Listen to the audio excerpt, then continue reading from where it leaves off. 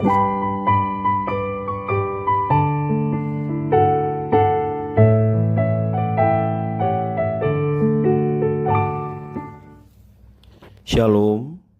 devosi 1 Tawarikh pasal 14. Ayat yang pertama sampai yang kedua, demikian firman Tuhan.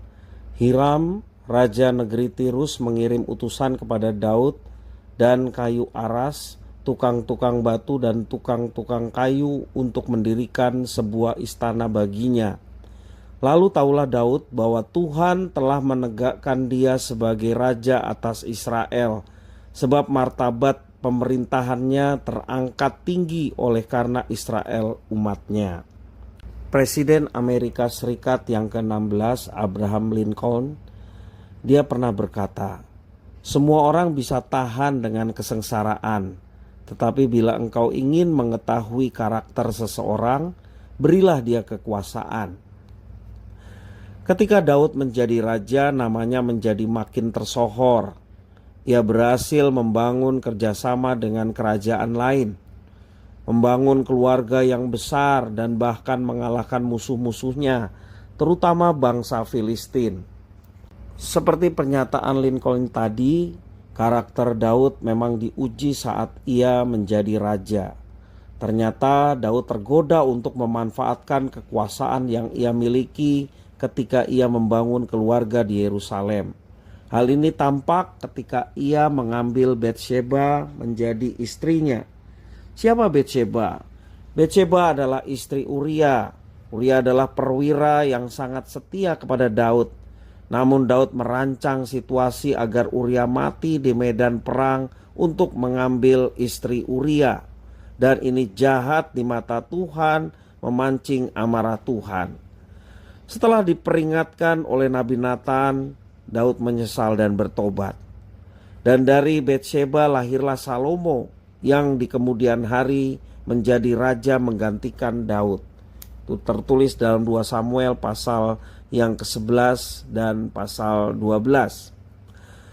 Sekalipun Daud jatuh ke dalam dosa besar, ia tetap mengikuti apa yang Tuhan perintahkan. Ia menerima penghukuman dari Tuhan dan tidak membela dirinya atas keberdosaannya. Ini semua menunjukkan ketaatan Daud kepada Tuhan. Pengalaman hidup di tengah kekuasaan membuat Daud mengakui bahwa dirinya sungguh-sungguh dikasihi oleh Tuhan. Dalam konteks peperangan dengan orang Filistin, ia meminta petunjuk Tuhan.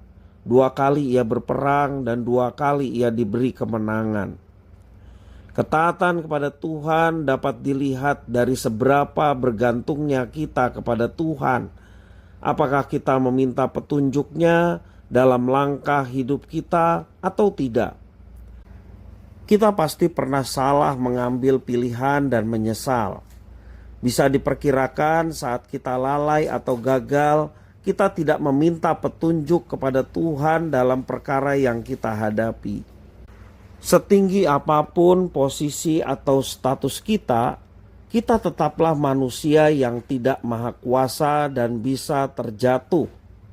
Kalau Tuhan percayakan kepada kita status ataupun jabatan yang memiliki kewenangan atau kekuasaan, mengucap syukur atas semua yang dipercayakan dan mari kita pergunakan semuanya itu hanya untuk hormat kemuliaan bagi Tuhan dan boleh mendatangkan berkat bagi orang-orang yang ada di sekitar kita. Jangan justru kita menggunakan posisi atau status kita untuk melakukan tindakan yang sewenang-wenang, tindakan yang hanya mementingkan diri sendiri, atau menggunakan kesempatan untuk menekan sesama kita. Marilah kita tetap jadikan Tuhan pemimpin kita yang tertinggi, sehingga kita tidak mencuri kemuliaan Tuhan di balik setiap status, posisi, atau apapun yang ada pada kita. Kita kembalikan kemuliaan, kuasa, kejayaan hanya untuk Tuhan. Sebab dialah Tuhan kita yang mengatur kehidupan kita, yang menyertai dan memimpin hidup kita. Sehingga kita boleh terus mengalami penyertaan dan berkat Tuhan dalam setiap kehidupan kita. Dan percayalah, ketika segala sesuatu yang kita alami, kita kembalikan untuk kemuliaan Tuhan, maka Tuhan yang memberikan kepercayaan kepada kita, Dia yang terus akan memberikan kepercayaan itu untuk kita menjalaninya dengan baik. Nama Tuhan dipermuliakan dan hidup kita pun boleh menjadi berkat bagi sesama. Tuhan Yesus memberkati.